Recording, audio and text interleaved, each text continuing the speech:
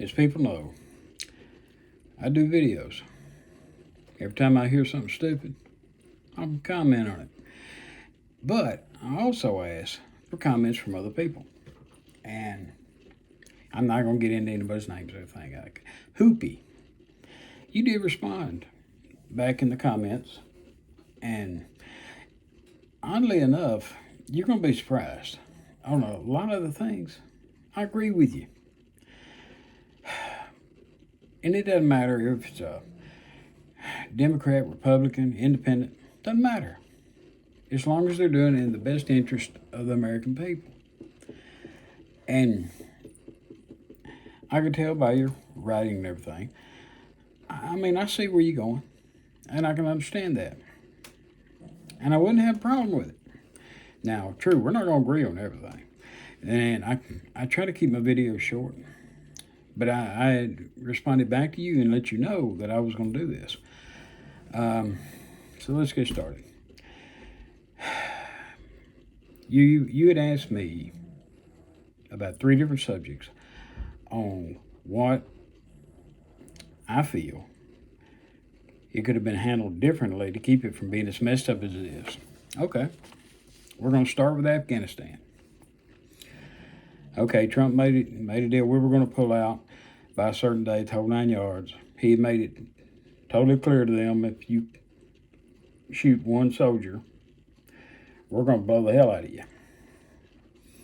Went 18 months. Not a single soldier died. Okay.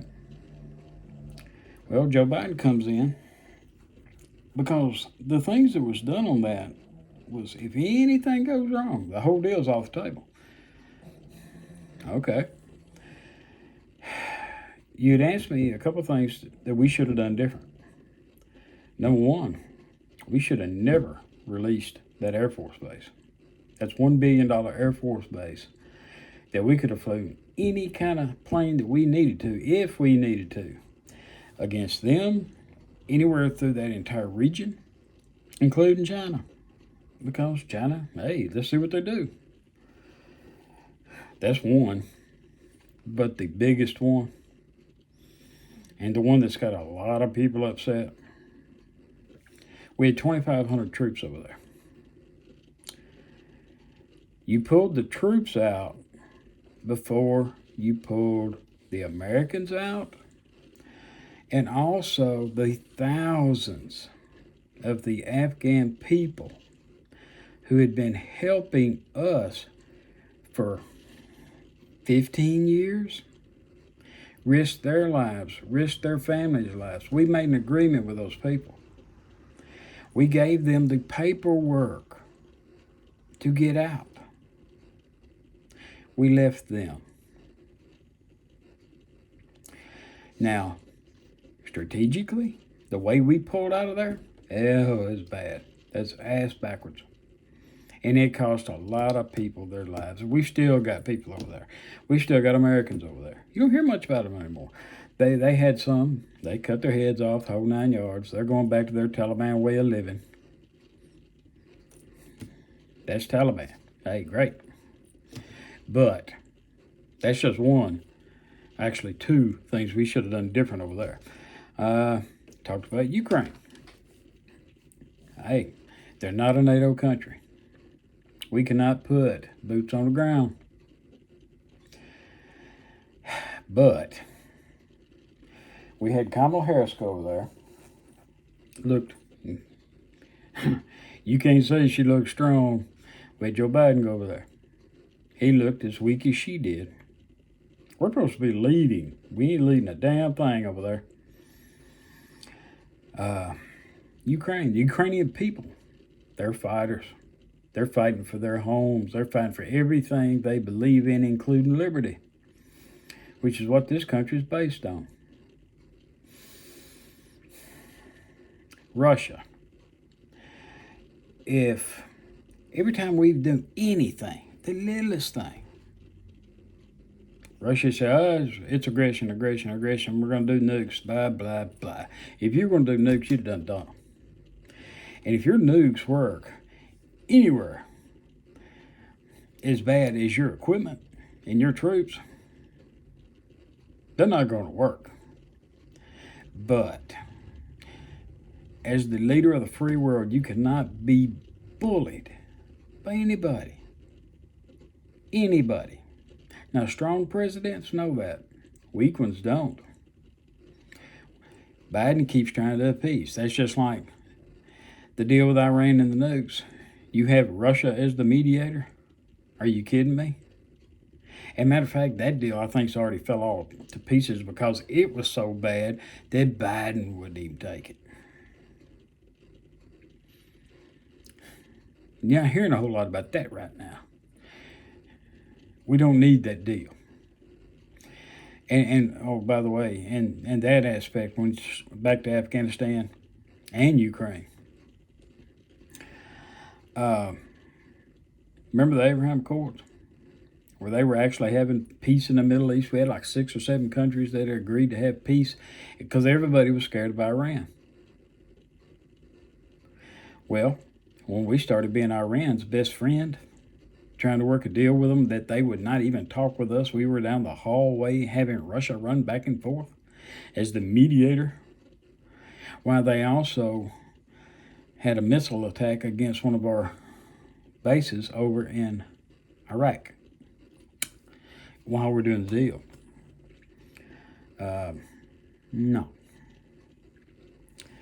That's sort of a non-starter. That's why all the other Arab countries are mad at us because we abandoned them. That's why they hang up on Joe Biden when he tries to call. That's why, just as today, first time ever, Saudi Arabia have comedians mocking our politicians, namely Kamala Harris, Joe Biden. I've seen the skits, actually funny as hell. I'm going to do a video on it here in just a little bit. And last but not least, I didn't even have to take any notes on this one, southern border. Now, I don't go as far as you do on the southern border, but I need to inform you on a couple things. This country legally takes in 1 million people per year, and we've been doing that forever, which is great. Now, some people, yes, they need a place to go. The people of Ukraine, yep, they don't have a place to go to anymore. But some of these people, no. They're coming up, I understand they're coming up here to better themselves. Do it the legal way, which I understand on this too. I agree with you on this. Congress needs to come up with something. That's just like on the Dreamers. Nobody's talking about the Dreamers anymore because we got so many coming in all 14,000 different directions. I agree with you on the Dreamers. They should have citizenship here. Damn, they've been here for 25 years. Hell, they've got jobs. They pay taxes. They've been paying taxes. They haven't got in trouble. They couldn't help if their mama and daddy brought them over here when they were 2 and 3 years old. They said, come on, son, be gone. They didn't have a choice. So, yeah, there's a lot of things to be done on that. The southern border, though, is so out of control now from the cartels and all that. It needs to be shut down. Title 42 needs to stay. Shut the damn thing down long enough to get backed up, regroup, figure out what you're going to do with them. The Remain in Mexico policy. Good policy. It was working. People were still coming. You just don't hear about it unless a bunch of drama around it. But they're sneaking people through the middle of the night. And I don't know if you knew this. Remember when people was trying to get COVID tests in December and why they couldn't get them? The reason they couldn't get them is because they took $80 million out of that budget and put it into the Border Patrol's budget or Homeland Security's budget to be able to do the nighttime flights everywhere and the cell phones for everybody. That's fact. And now they're doing it again. Now, I worked for the government for a very long time. Each department has budgets. And I'm asking myself, where are you getting this money from? And that's a question people need to be asking. And do they need to do something with that border? Yes, they do. And they need to come up with the laws.